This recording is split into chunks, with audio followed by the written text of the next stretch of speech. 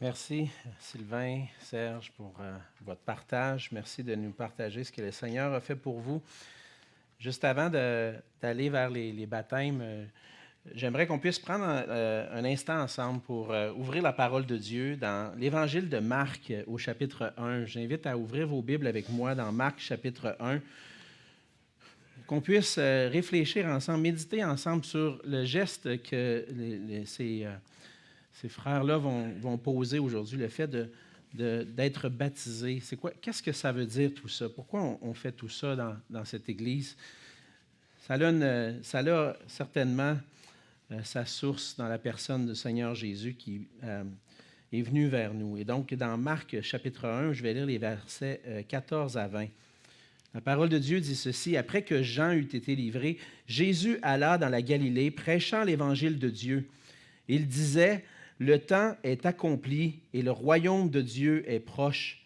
Repentez-vous et croyez à la bonne nouvelle. » Comme il passait le long de la mer de Galilée, il vit Simon et André, frères de Simon, qui jetaient un filet dans la mer, car ils étaient pêcheurs. Jésus leur dit: « Suivez-moi, et je vous ferai pêcheurs d'hommes. » Aussitôt, ils laissèrent leur filet et le suivirent. Étant allé un peu plus loin, il vit Jacques, fils de Zébédée, et Jean, son frère, qui eux aussi étaient dans une barque et qui réparaient les filets. Aussitôt, il les appela, et laissant leur père Zébédée dans la barque avec les ouvriers, ils le suivirent. On va juste se courber un instant dans un mot de prière. Seigneur notre Dieu, on a entendu des témoignages, Seigneur, de personnes dont tu as touché le cœur et tu nous parles ce matin par ta parole. On veut saisir cette parole pour nous-mêmes. Et Seigneur, qu'à travers cette parole, on puisse reconsidérer à nouveau cet appel que tu as placé sur notre vie. Et Seigneur, qu'à travers ce temps ensemble, on puisse être édifiés et qu'on puisse avoir en nous ce désir renouvelé de vivre pour toi. Et c'est en Jésus que je te prie. Amen. Amen. Donc, on vient d'entendre le témoignage de deux personnes, de Sylvain et Serge, qui ont un jour rencontré le Seigneur Jésus et qui ont décidé de suivre le Seigneur Jésus. Ce n'est pas tous les jours qu'on entend ce genre de témoignage-là. C'est de plus en plus rare, je dirais même, d'entendre des témoignages de ce genre-là, de dire j'ai donné ma vie au Seigneur Jésus. J'ai décidé de suivre le Seigneur Jésus. Ce n'est pas tous les jours qu'on entend ça. On entend plus: « j'ai commencé à suivre un tel sur Facebook. J'ai commencé à suivre un tel sur YouTube. » Et puis, à commencer à suivre sur les réseaux sociaux. On suit des gens et on se tient au courant de ce que ces gens-là partagent. Mais pour plusieurs d'entre nous, un jour, on a entendu l'appel du Seigneur Jésus. On a entendu l'Évangile et on a décidé de suivre le Seigneur Jésus. Et plusieurs d'entre nous avons passé par les eaux du baptême et témoigné publiquement qu'un jour, on a donné notre vie au Seigneur parce que le Seigneur nous a sauvés et que maintenant on le reconnaît comme notre Sauveur et notre Seigneur. Et puis, lorsqu'on assiste à des baptêmes, c'est un peu pour nous une façon de se rappeler notre propre engagement. De cet engagement qu'un jour, on a décidé de suivre le Seigneur Jésus. Et là, dans le passage qu'on vient de lire, on voit le début du ministère de Jésus.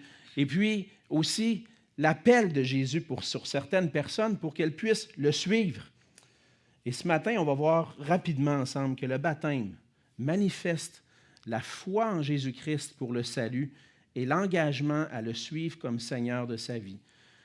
On voit que dans le début du passage que le Seigneur Jésus a commencé un ministère. Il est venu en prêchant l'Évangile de Dieu. Il disait: « Le temps est accompli, le royaume de Dieu est proche, repentez-vous et croyez à la bonne nouvelle. » Si vous voulez avoir un résumé de ce qu'est l'Évangile de Dieu, on peut traduire le mot Évangile comme étant la bonne nouvelle de Dieu. Quelle est la bonne nouvelle de Dieu? Le royaume de Dieu est proche. Le royaume de Dieu est venu vers nous dans la personne de Jésus-Christ. Et Jésus-Christ a commencé à proclamer le royaume de Dieu parce qu'il était le Fils de Dieu, il était le roi d'Israël, le Messie qui était attendu. Il l'a manifesté à travers des miracles. Il est venu pour annoncer la bonne nouvelle. Et il annonçait cette bonne nouvelle qu'il était venu pour nous sauver et que lui-même allait accomplir ce qui était nécessaire pour qu'on puisse recevoir le pardon de nos péchés et qu'on puisse retrouver cette relation qui avait été perdue avec notre Créateur. Jésus-Christ, en réalité, vient et annonce le royaume de Dieu. Le royaume de Dieu s'est approché parce que lui-même vient vers nous. Lui-même est venu vers nous. Il est venu pour accomplir notre salut en mourant sur la croix pour nos péchés, puis en ressuscitant des morts pour nous donner la vie éternelle. Et donc, la bonne nouvelle du salut appelle des gens. C'est ce que Jésus a fait. Il annonçait le royaume de Dieu. Il dit, les temps sont accomplis, le royaume de Dieu est proche, et il lançait un appel. Qu'est-ce que ça va changer à ma vie que le royaume de Dieu est proche? Qu'est-ce que ça va changer à ma vie que Jésus-Christ est venu sur la terre? Le Fils de Dieu est venu. Ça demandait une réponse. Parce que Jésus proclamait quelque chose. Il disait, repentez-vous et croyez à la bonne nouvelle.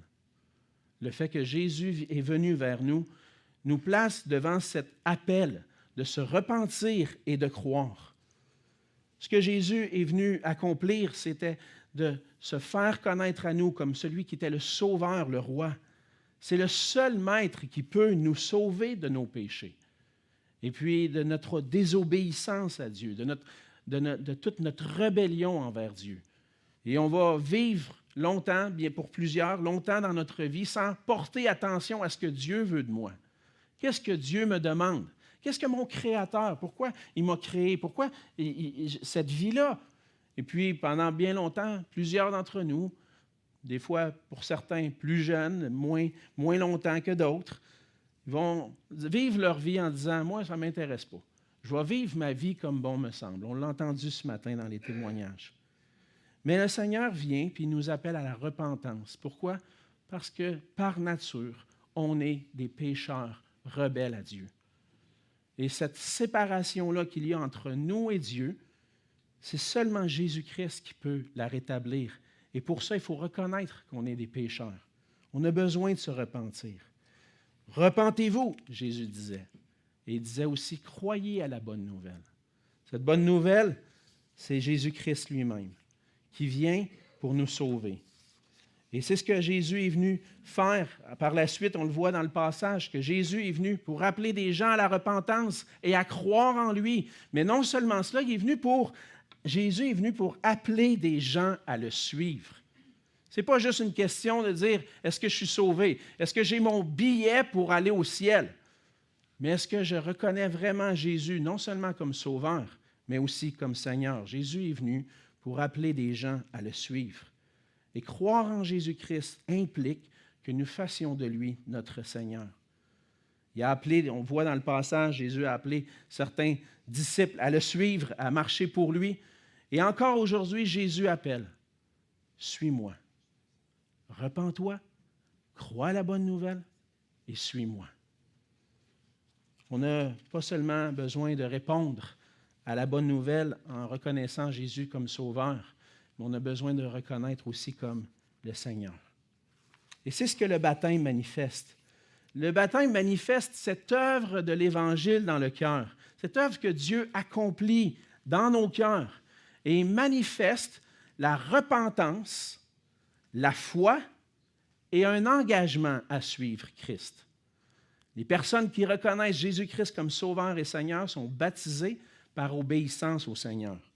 Ces personnes-là ont répondu à l'appel de repentir et de croire. Dans Acte 2, au verset 36 à 38, c'est l'apôtre Pierre qui prêche le jour de la Pentecôte. Et puis, à la fin de son message, il va dire ceci, que toute la maison d'Israël sache donc avec certitude que Dieu a fait Seigneur et Christ, ce Jésus que vous avez crucifié.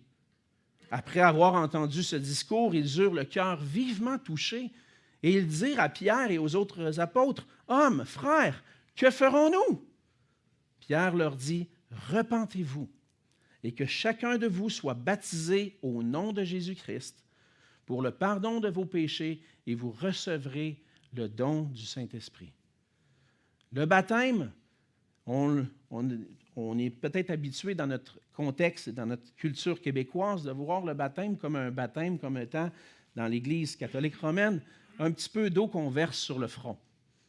On appelle ça un baptême par aspersion. C'est un peu bizarre parce que, pour moi, c'est une contradiction en soi, dire un baptême par aspersion. Pourquoi? Parce que le mot baptême lui-même veut dire immersion. Une immersion par aspersion. Ça ne marche pas. Hein? Ça ne fonctionne pas. Ça se contredit. Et donc, on baptise par immersion parce que le baptême est un symbole. Il manifeste une chose. Il manifeste que la personne s'est repentie de ses péchés. Et Romains 6 va nous dire que nous avons été ensevelis avec lui par le baptême en sa mort, afin que, comme Christ est ressuscité des morts par la gloire du Père, de même, nous aussi, nous marchions en nouveauté de vie. Donc, le baptême, en étant immergé, manifeste qu'on est enseveli avec Christ dans sa mort, que notre ancienne nature meurt avec Christ, et lorsqu'on est relevé, qu'on est identifié à Jésus-Christ dans sa résurrection pour une vie nouvelle à la gloire de Dieu. C'est ce que manifeste le baptême. Une repentance, la foi en Jésus-Christ et un désir de le suivre. Et c'est ce que nos frères nous ont partagé ce matin. Ils nous ont partagé comment le Seigneur a changé leur vie et comment ils veulent maintenant, qui sont morts au péché et vivants pour Dieu, marcher pour le Seigneur Jésus. Et le baptême manifeste cette foi en Jésus-Christ, le salut, l'engagement à le suivre comme Seigneur de notre vie. Pour certains d'entre nous, ça peut ne pas vouloir dire grand-chose. Tu sais, moi, Jésus, comme Serge nous partageait, puis même c'est dans la vie de Sylvain aussi, tu sais, Jésus, à un moment donné, il a pris le bord. Et peut-être que tu es rendu à ce point-là dans ta vie présentement. Jésus prend le bord. Peut-être que tu t'es engagé à suivre le Seigneur Jésus. Mais pour toi, ce n'est pas aussi important qu'avant. Peut-être que cette vie d'engagement à suivre Jésus-Christ a perdu de son importance. Mais pour plusieurs, ça a beaucoup d'importance.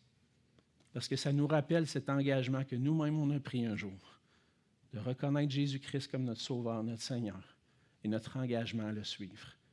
Puis c'est ce que je désire pour vous ce matin. C'est que ce que vous allez voir et ce que vous entendez puisse être un moment où soit vous allez prendre une décision, puis reconnaître qui est réellement Jésus-Christ, le recevoir comme Sauveur et Seigneur. Peut-être que ça va être un moment pour vous de se reconsacrer à Jésus-Christ. Parce que oui, je l'ai reçu comme mon Sauveur, mais je ne vis pas tous les jours comme s'il était mon Seigneur, le Roi des rois, le Saint, comme on l'a chanté. Et peut-être que c'est pour vous un moment de joie de dire, oui, Seigneur, c'est ça que je veux, c'est ça que je désire, puis c'est ça que je veux pour le reste de ma vie, de marcher pour toi. Le Seigneur est venu pour nous appeler. Et il nous appelle tous les jours à marcher pour lui. Que le Seigneur puisse faire de nous des frères et sœurs, une Église qui marche pour lui, qui marche à sa suite, pour sa gloire. On va prier. Seigneur notre Dieu, merci pour ta grâce envers nous. Merci d'avoir manifesté ton amour et ta grâce pour nous en Jésus-Christ. Et pour nous, ce matin, Seigneur, c'est une joie d'entendre ces témoignages, pour avoir pris du temps avec ses frères. Quelques-uns d'entre nous, on a pris du temps, on a entendu leurs témoignages, on a pris du temps à partager la parole avec eux. Et Seigneur, on se réjouit de l'œuvre que tu fais dans leur cœur. Mais ça nous ramène aussi à ce jour où, Seigneur, on t'a rencontré. Et on t'a reconnu comme notre Sauveur. Oui, Jésus, tu nous as sauvés par ta grâce et on veut te louer pour ça. Mais tu es notre Seigneur et on veut t'élever, te donner toute la gloire et te prier, Seigneur, de nous renouveler en nous ce désir par ton esprit, de marcher pour toi, de vivre pour ta gloire, parce que tu es digne, Seigneur Jésus, de recevoir toute la gloire et l'honneur par nos vies. Bénis ta parole en nous et qu'on puisse se réjouir ensemble ce matin de célébrer ces baptêmes. À toi soit toute la gloire au nom de Jésus. Amen. Amen.